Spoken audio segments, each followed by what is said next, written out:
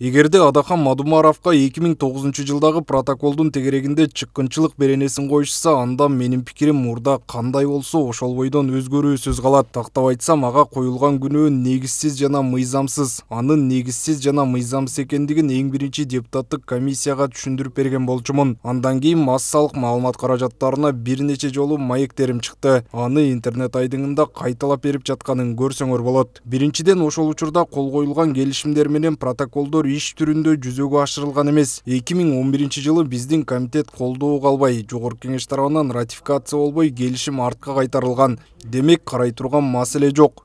Маселеге иш козгоо нонсенс. Экинчиден, кылмыш жаза кодексинин 58-беренесине ылайык кылмыш куугунтугунун эскирүү мөөнөтү өткөндүгүнө байланыштуу прокурору иш козгобой, тергөөчүсү иликтебей, соту карабай, жогорку кеңеш макулдук бербеш керек болчу. Анткени кылмыш жаза процессуалдык кодекстин 27-беренесине ылайык эскирүү мөөнөтү өтсө, кылмыш иши козголушу мүмкүн эмес. Ал эми козголгон кылмыш иш кыскартылууга жатат деген императивдик ченем бар. Жакында эле Көлбаев боюнча кылмыш мөөнөтү эскиргендигине байланыштуу кылмыш куугунтугу УКМК тарабынан кыскартылганын жарыя кылышкан. Ага мыйзам иштеп, Адахан мырзага мыйзамдардын иштебегенине эмне деп айтаарыңды дагы билбейсиң. Үчүнчүдөн, ошол протоколдор жана келишимдер ошончолук эле эки өлкөнүн ортосунда болуп көрбөгөндөй доо кетирип, тажик туугандардын кызыкчылыгын көздөп, аларга жардам берди деген таризде болсо, анда Адахан мырзага эмес, биринчи кезекте Курманбек Бакиевке, андан кийин Чудиновго жана Аламанов мырзага жетекчилик кылган комиссиянын мүчөлөрүнө алар менен бирге 2009-жылы 24-декабрда өкмөттүн атынан 275 метрге алмаштыруу жана 49 жылга берүү боюнча Кыргыз өкмөтүнүн атынан келишимге кол койгон. Ошол учурдагы транспорт министри Сулайманов мырзага кылмыш ишин козгош керек. Адахан мырза болгону 2008-жылдын 26-ноябрындагы кол койгон протоколунда 275 метр участок көпүрөнүн салынышынын эрежелерин тактап, бир жуманын ичинде дипломатиялык канал аркылуу бизге маалымат бергиле десе, 2009-жылдын 3-марттагы протоколунда эки президенттин 2008-жылдын 16-майдагы билдирүүсүндөгү бизге 49 жылга арендага бере турган 275 метр участокты чечкиле деп Чудиновдун буйрутмасында бекитилген нормаларды тажик тараптан талап кылып гана кол койгон. Эң маанилүүсү 3,5 километр жолдун участогун 275 метрге алмаштырууну ошол учурдагы өкмөт башчы Чудинов 2008-жылдын 22-июлдагы номер 378-р буйрутмасы менен Аламановдун комиссиясы сунуш кылган протоколду жактырууну бекитип, анын негизинде Нурлан Сулайманов мырза өкмөттүн келишимине ошто тажик тарап менен бирге кол койгон. Төртүнчүдөн, башкы прокурор жогорку кеңештин депутаттарынан Адахан мырзаны кылмыш жаза кодексинин бийликтен аша чабуу 338-беренеси менен жоопко тартууну сурап, аны Ички иштер министрлигинин тергөөчүлөрү кылмыш жаза кодексинин 323 мамлекеттик чыккынчылык беренеси менен кармашып, уруксат берген депутаттарды алдашканы коомчулукту ойлонтуп, элдин эки ача түшүнүгүн пайда кылып, бийликтин кадамдарына ишенбестикти жаратты.